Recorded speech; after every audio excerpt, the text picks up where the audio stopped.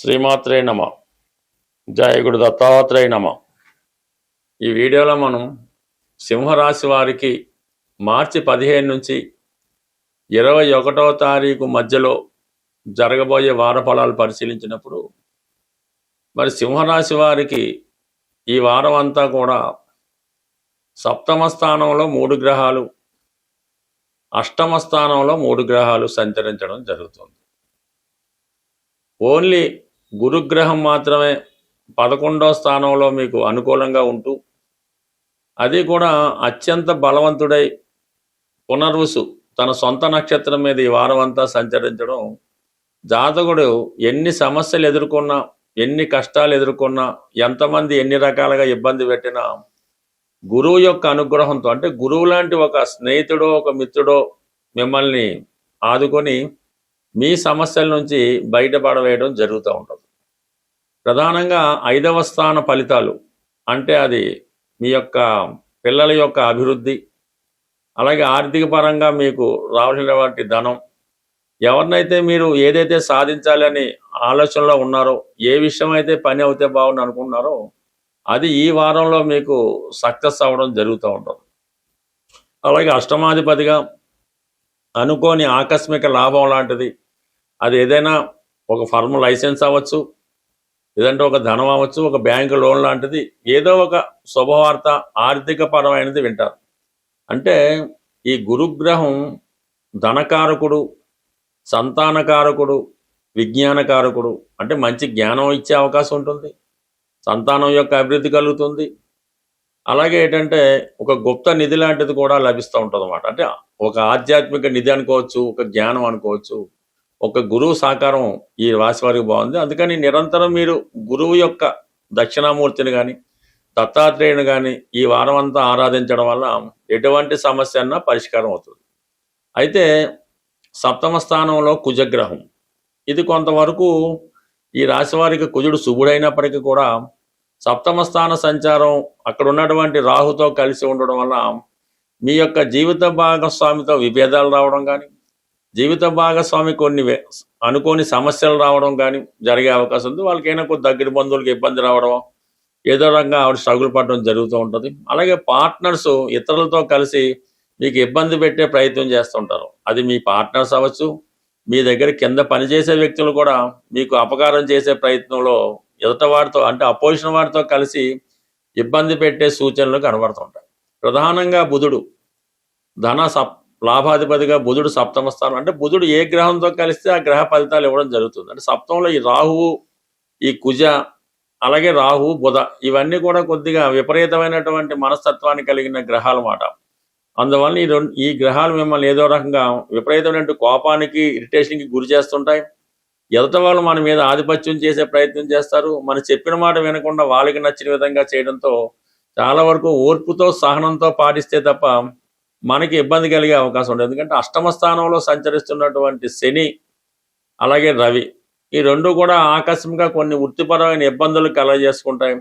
చివరికి ఏదైనా మనమే తప్ప ఒప్పుకోవాలి తప్ప, మనమే ఇబ్బంది పడాలి తప్ప ఎవరి వాడు ఒప్పుకునే అవకాశం లేదు. ఎందుకంటే అష్టమ శని కొన్ని సందర్భాల్లో మనం ఎంత నిజాయితీగా ఉన్నా, ఎంత పెర్ఫెక్ట్గా ఉన్నా ఏదో ఒక అపవాదం, ఏదో చికాకు రావడం జరుగుతుంటుంది. కాబట్టి ఏదైనా జాతకుడు ఈ వారం అంతా కూడా చాలా వరకు భగవంతుడి మీద భారం వేసి తన పని తను చేసుకుంటే మంచిది. బట్ ఏదైనా అటు రాష్ట్రాధిపతి రవి కూడా అష్టమ స్థాన సంచారం జరగడం వల్ల, శని భగవానుతో కలియడం వల్ల మరి కొంతవరకు హెల్త్ పరంగా కూడా కొన్ని ఇబ్బందులు ఎదురయ్యే అవకాశం ఉంది. వ్యక్తిగతంగా మీకు అనారోగ్య సమస్యలు కాకపోయినా మీ తండ్రి గారికో, మీ కుటుంబంలో ఎవరికో హెల్త్ పరమైన ఇబ్బందులు కూడా రావడం వల్ల కొన్ని మానసిక చికాకులు, ఇబ్బందులు, విపరీతమైన టెన్షన్స్ ఈ వారం అంతా మీకు ఇబ్బంది పెట్టే అవకాశం ఉంది. బట్ ఏదైనా గురువు యొక్క అనుగ్రహం సంపూర్ణంగా ఉండడం వల్ల చివరికి ప్రతి సమస్య చాలా సున్నితంగా, సింపుల్గా మీకు పరిష్కారం అవుతుంది. ఈ వారంలో మనకి ఉగాది, నూతన సంవత్సరం రాబోతుంది. అయితే ఉగాది నాటికి ఈ గ్రహాలన్నీ రాహు, కేతువు యొక్క యాక్సెస్లోకి రావడం వల్ల ఒక విధమైనటువంటి కాలసర్పదోషం ఉండగా ఈ ఉగాది ప్రారంభం అవడం జరిగింది. అంటే దీనివల్ల సంపూర్ణంగా రావాల్సినటువంటి ఫలితాలు సకాలంలో అందుకోలేకపోవడం జరుగుతుంది. కొన్ని అనుకోని ఇబ్బందులు, సమస్యలు వ్యక్తిగతంగా, అంతర్గతంగా అటు దేశాల మధ్య విభేదాలు రావచ్చు, రాష్ట్రాల మధ్య విభేదాలు రావచ్చు, రాజకీయ నాయకుల మధ్య విభేదాలు రావచ్చు. కొన్ని అనుకోని సమస్యలు ఈ ఉగాది, ఈ కాలసర్ప దోష ప్రభావం వల్ల సంవత్సరం అంతా ఏర్పడే అవకాశం ఉన్నది. అయితే మరి ఈ సంవత్సరానికి రాజు గురువు అవటం వల్ల ఆధ్యాత్మిక శక్తితో, అంటే బాగా ప్రతి ఒక్కరు కూడా పూర్తిగా దైవం మీద భారం వేయడం వల్ల, అంటే అది నిరంతరం ఏదో ఒక భగవన్నామ స్మరణ అది అలవాటుగా చేసుకొని, ఎవరు మతాన్ని బట్టి, ఎవరి యొక్క అలవాటును బట్టి, ఆలోచనను బట్టి, సాంప్రదాయాన్ని బట్టి అది మీరు మననం చేసుకోవడం వల్ల చిన్నపాటి మంత్రం అవ్వచ్చు, లేదంటే పెద్దదన్న అవ్వచ్చు, మరి ఎక్కువగా మరి అందరికీ జగత్రక్షకుడైనటువంటి ఆ శ్రీమన్నారాయణుడు వెంకటేశ్వర స్వామి అవ్వచ్చు, విష్ణుమూర్తి అవ్వచ్చు, అంటే ప్రధానంగా విష్ణు సహస్రనామాన్ని పారాయణ చేయడం వల్ల, లేదంటే మీకు ఇష్టమైనటువంటిది లలితా సహస్రనామం, శివనామస్మరణం, గోవిందనామాలో ఏవో ఒకటి రోజు వీలు లేకపోతే వారంకోసారి ఇలా చేయడం వల్ల, ఎక్కువ పుణ్య కార్యక్రమాల్లో పాల్గొనడం వల్ల అటు ప్రపంచ దేశాలతో పాటు మనము కూడా సుభిక్షంగా ఉండే అవకాశం ఉంటుంది. కాబట్టి ప్రతి ఒక్కరూ అంటే ఈ సంవత్సరం గురువు రాజు అవ్వటం వల్ల ఇటు మీకు మంచి ఫలితం జరిగే అవకాశం ఉంది. అందరితో పాటు మనము బాగుండాలనే మన ఆలోచన కూడా నెరవేరే అవకాశం ఉంది. కాబట్టి సాధ్యమైనంత వరకు మరి భగవన్నామ స్మరణ చేస్తూ ఎవరినైనా మరి దేవాలయాల్ని రక్షించడం, ధర్మాన్ని రక్షించడం, ఇవన్నీ చేయడం వల్ల చాలా వరకు ప్రతి ఒక్కరికి మంచి ఫలితాలు రావడం జరుగుతూ ఉంటుంది.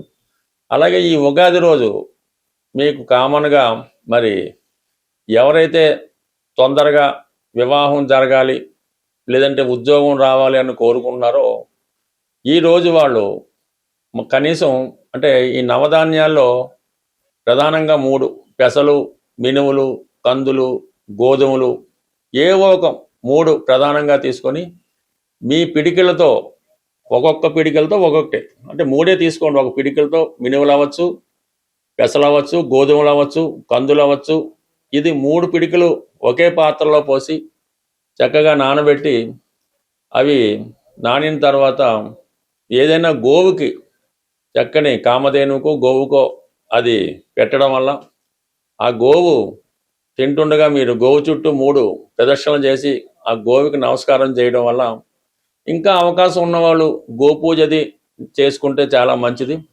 బట్ ఏదైనా ఉగాది నాడు ఈ కార్యక్రమం చేయడం వల్ల గోవుకి సంతృప్తి కలిగించడం వల్ల కంప్లీట్గా మీకు ఈ చక్కని ఈ ధనయోగం కానీ పెళ్లి కానీ జరుగుతూ ఉంటుంది. ఈ మధ్యకాలంలో బాగా సక్సెస్ఫుల్ రెమెడీ ఏంటంటే, ఈ బంగారు సిల్వర్ అమ్మే షాపుల్లో ఆవు దూడతో చేసినటువంటి, అంటే ఆవు దూడ వెండితో చేసినటువంటి చిన్న ప్రతిమ, ఒక 3 గ్రాములు 5 గ్రాములు అయినా పర్లేదు, అవి రెడీమేడ్గా దొరుకుతున్నాయి. అవి మీ వ్యాపార సంస్థలో మీ క్యాష్ బాక్స్లో అన్నా వేసుకోండి, మీ పాకెట్లో అన్నా పెట్టుకోండి, వీలైతే మీ పర్సులో అన్నా పెట్టుకోండి, మీ క్యాష్ బీరువాలో అన్నా పెట్టుకోండి. దాన్ని పెట్టుకొని మర్చిపోండి, నిరంతరం ధనం మీకు అందులో పెరుగుతూనే ఉంటుంది.